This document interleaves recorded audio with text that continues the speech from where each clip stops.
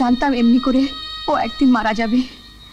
কতবার বলেছি, দাদা এই সব ধান্দা ছেড়ে দে, আমার চায়ের দোকানে কাজ কর, যেভাবে হোক আমাদের দুটো পেট চলে যাবে। কিন্তু ও শোনেনি, তাই আজ এমন করে চলে গেল। আজ আমার সব কিছু হারিয়ে গেছে।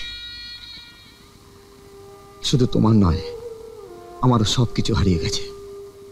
সুখে হোক দুঃখে হোক, ও সবসময় আমার সঙ্গে ছিল। আমরা সৎ পথে চলার চেষ্টাও করেছিলাম, কিন্তু আমার ভাগ্যে ছিল না।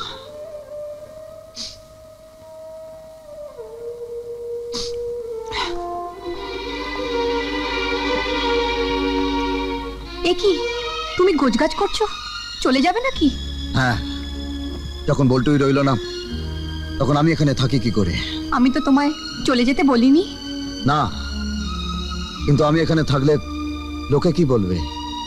লোকে কেউই লক্ষ্মীকে ছাদনা তলায় বসিয়ে শাঁখ বাজিয়ে ঘরের লক্ষ্মী করে নিয়ে যাবে না। তাই তাদের বলাকে আমি পরোয়া করি না।